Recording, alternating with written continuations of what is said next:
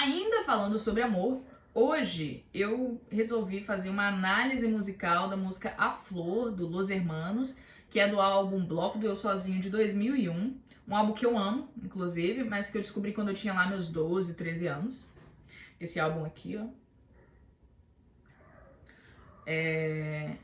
Essa música me marcou muito na minha adolescência, porque eu era super apaixonada, assim, entre os meus 11 anos, assim, eu comecei a perceber como eu me sentia em relação a outras pessoas. Eu acho que a partir dos meus 11 anos eu comecei a ter umas paixonites ali por algumas meninas.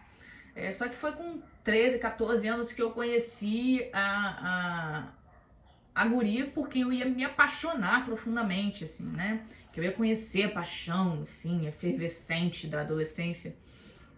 E aí, ela era mais velha que eu e nós nos tornamos melhores amigas, né? E essa relação foi se dando por um tempo, né? A gente foi super amiga, uma proximidade muito maneira. A gente conversava sempre muito, a gente saía, se via, falava em telefone por horas, brincava muito, inclusive treinávamos juntas, né? Que a gente jogava voleibol, então foi uma relação de muita intimidade, muita proximidade, né? Eu ia lá na casa dos pais dela, né, no interior do estado, ela vinha à minha casa, a gente viveu muitas coisas, íamos a encontros LGBT aqui em Vitória, Espírito Santo, enfim. A gente explorou o início da nossa sexualidade ali, né? Ela muito mais do que eu, porque em algum nível eu já tinha certeza sobre a minha sexualidade, né? Eu já sabia que eu gostava de mulheres, mas evidentemente aquilo ali foi a primeira experiência que eu tive, né? Relacional de fato, em que as duas pessoas estão envolvidas ali, né? Só que eu fui completamente apaixonada por ela, eu me apaixonei por ela, né? A gente se tornou amiga e no fim eu me apaixonei muito por ela. E quando eu fui dizer isso pra ela, ela disse que imaginava e que infelizmente ela não poderia me devolver isso, ela não se sentia da mesma forma. Claro que isso foi duro, foi terrível, mas aí a gente fez a escolha, péssima, boa, sei lá, né? Éramos muito jovens. Fizemos a escolha de continuar essa amizade. Mas continuamos essa amizade, né? E entre várias coisas a gente acabou ficando. A gente começou a ficar e tudo mais. E nisso que a gente começou a ficar, foi se intensificando ali, né? Esse envolvimento, principalmente a partir de um envolvimento sexual, né? E a minha paixão foi se intensificando, e é claro que naquela época eu queria muito acreditar que ela também gostava, mas talvez ela não soubesse. Mas enfim, isso é um outro ponto. O ponto é que eu tava muito apaixonada, a gente tava ficando, mas isso não me garantiu nada. Assim, não me garantiu nada porque ela continuou interessada em outras pessoas, a gente não tinha um acordo fechado, um acordo de exclusividade, mas na minha mente, eu tava exclusivamente envolvida com ela. E aí, esse nosso envolvimento não foi garantia de nada, de que ela ia gostar de mim, de que ela ia se interessar por mim, que a gente ia desenvolver uma relação estruturada, isso não foi garantia de nada. Tanto é que ela se interessou por uma outra, e gostou de outra. E aquilo já tava, assim, foda demais pra mim. E foi nessa época que eu me deparei com a música A Flor. E pra mim bateu demais, assim, eu acho que a música tava falando exatamente o que eu precisava sentir. É basicamente uma música que fala sobre uma pessoa que tava dando algo a alguém, esperando algo em troca, e essa pessoa deu a outra pessoa. Era o cenário perfeito.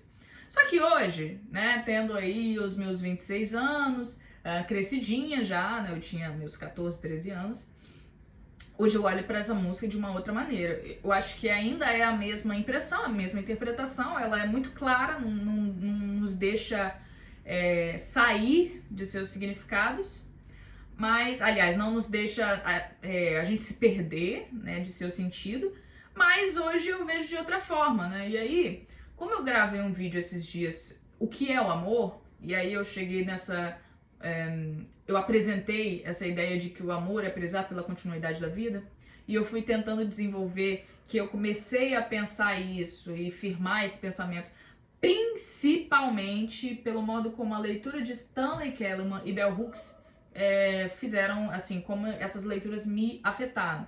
Mas eu tive uma série de leituras, continuo lendo sobre isso, continuo vendo sobre essas coisas, mas especificamente esses dois autores, essas duas autorias, elas descrevem mais o que é que eu penso, né? Stanley Kellerman em sua perspectiva biológica e a Bell Hooks em sua perspectiva mais idealista filosófica, mas ainda assim palpável e extremamente coerente. E aí eu lembrei que a Bell Hooks já afirmou isso, essa frase, no livro dela, mas eu acabei lembrando disso porque tem uma outra autoria que também já falou isso. Eu não sei se são frases parecidas ou se são a mesma frase e ela citou, ou se a pessoa... Enfim. Mas a frase é: o amor não é melhor do que o amante, né? O amor, ele não é melhor do que a pessoa que ama. Ou seja, se eu não sou uma pessoa paciente, generosa, concessiva, se eu não sou essa pessoa, meu amor não vai ser desse jeito. Meu amor não vai ser paciente. Meu amor, aliás, ele não vai ser melhor do que isso, né? Se eu sou uma pessoa que é capaz de fazer concessões, mas tem uns limites de alguma coisa, se eu sou uma pessoa que eu sou até um pouco mesquinha, o meu amor, ele também vai se expressar dentro dessa mesquinharia de alguma maneira. Não tem como eu oferecer algo que eu não sou. É basicamente isso que essa frase diz. E aí, quando eu me deparo com essa frase de novo essa semana e ouço a música no aleatório, eu me peguei pensando, caraca, será que o amor que esse fulano, né, que o personagem da música, né, será que o amor desse fulano é um amor egoísta?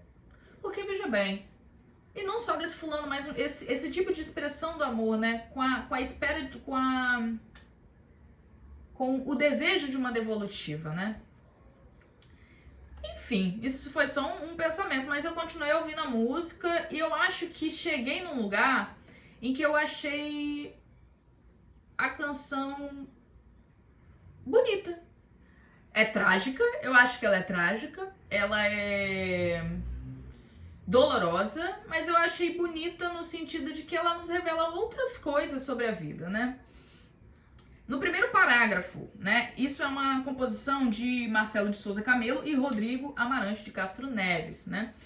No primeiro parágrafo tá escrito: ouvi dizer que o teu olhar, ao ver a flor, não sei porquê, achou ser de um outro rapaz. Foi capaz de se entregar e eu fiz de tudo para ganhar você para mim, mas mesmo assim... E aí vai para outro parágrafo. Nesse primeiro parágrafo acho que é um pouco claro, assim, né? O cenário. O fulano, ele entregou uma flor pra fulana, só que fulana, ao receber a flor, achou que ela tinha recebido de um fulano 2. Sabe-se lá quem é esse fulano. E isso fez ela ficar enamorada com isso, com essa possibilidade desse fulano 2 gostando dela. E aí ela nem pensou nesse fulano 1, enfim... E aí, o instrumento, né, a expressão do amor desse fulano 1, ele acabou sendo um instrumento para que essa fulana desenvolvesse um sentimento pelo fulano 2, não pelo fulano 1. E veja, né, Bell Hooks também tem isso sobre o amor é o que o amor faz, né? Eu falei isso no último vídeo, né, mencionei. Então, ele amou ela, né, deu ali parte de seu amor. Só que aí a gente vem pro... Ai, gente, desculpa, meu celular descarregou. Mas continuando, né? O segundo parágrafo. Minha flor serviu para que você achasse alguém, um outro alguém, que me tomou o seu amor. E eu fiz de tudo para você perceber que era eu. Veja, eu acho que aqui fica a questão de pensar, será que era um amor egoísta? Será que era um amor ou egocêntrico, né? Ou um amor condicional? O que quer que seja, né? O cara tá reclamando, fulano 1 tá reclamando que, cara, olha só, eu tava dando esse amor tinha que voltar pra mim. Só que o que eu te dei só serviu para você encontrar outra pessoa. E essa pessoa tomou de mim. Ou seja, eu acho que é mais interessante ainda, assim, me tomou o seu amor, né? Como se o amor fosse o amor dela, né? Ou o que ela poderia sentir por ele é uma coisa que estava sob posse dele, que portanto ele poderia controlar. Eu acho que tem algumas dimensões de controle aqui. E gente, eu não tô julgando nem o compositor, nem nada, nem ninguém, mas justamente conversando sobre o que se revela, sobre como a gente conversa, como a gente fala, como a gente expressa as coisas, né? E eu fiz de tudo pra você perceber que era eu, ou seja, eu sei mais da sua vida do que você, e eu sei mais do que você poderia saber, que eu presto pra você e você precisa de mim agora. E ele falando isso, puto e tal. E aí é o momento que eu vejo onde a outra pessoa entra. Eu acabei não vendo se eu falei nesse vídeo ou em um outro que eu cancelei, que o que dá pra gente perceber aqui que é um diálogo, que há um diálogo.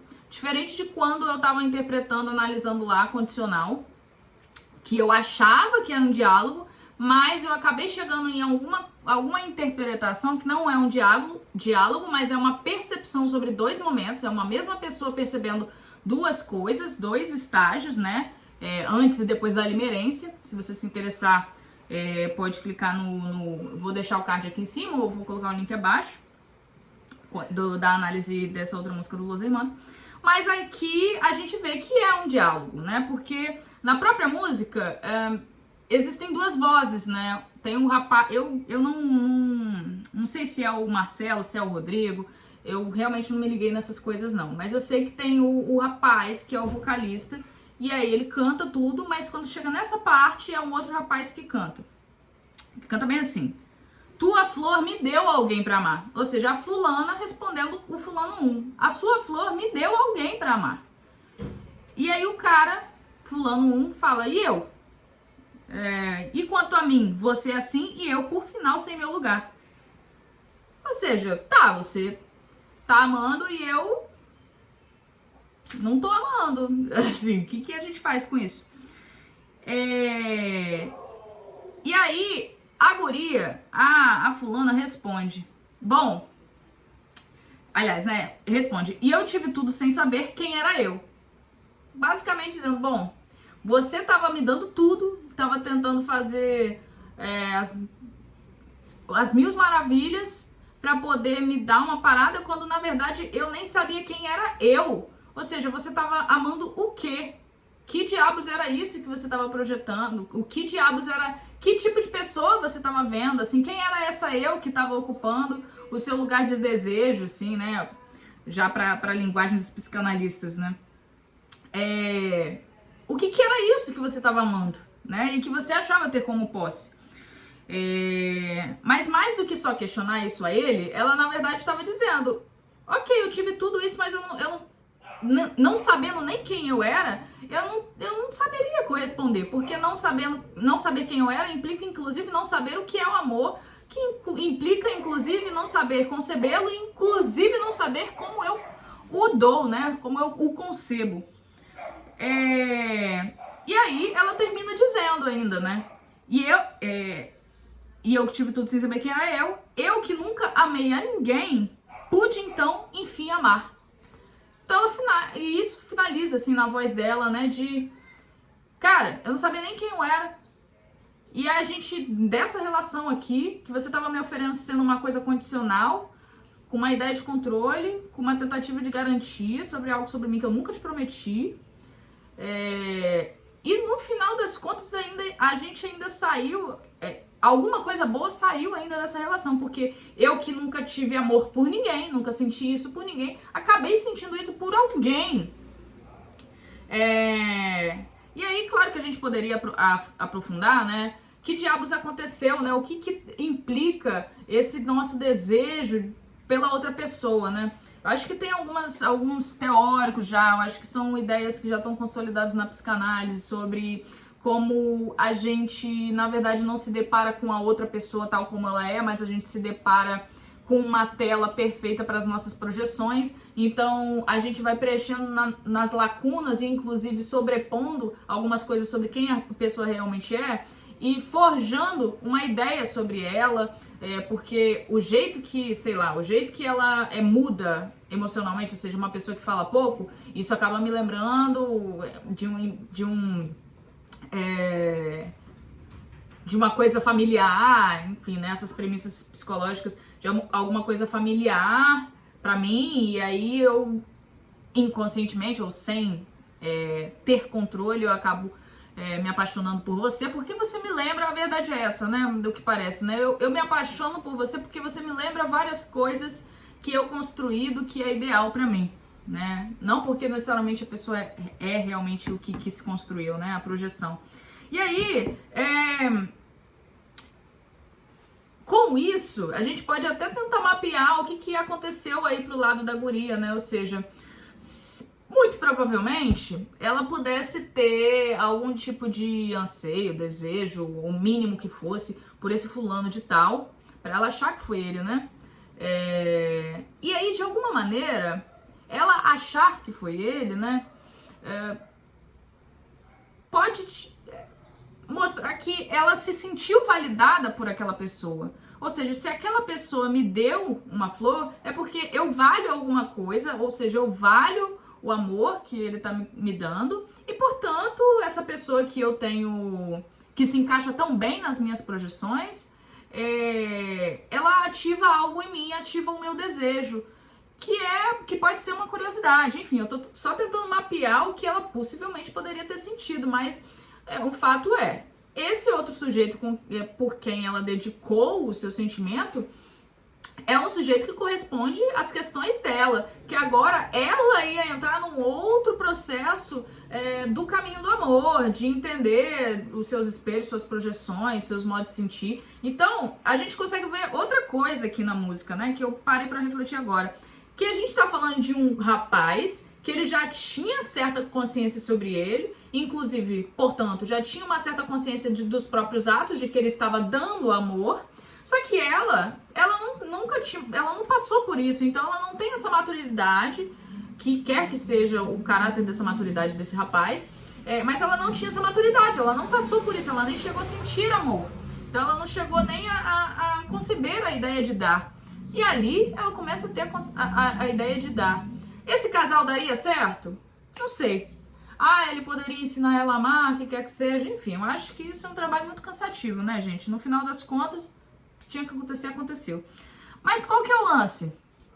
Isso me faz pensar.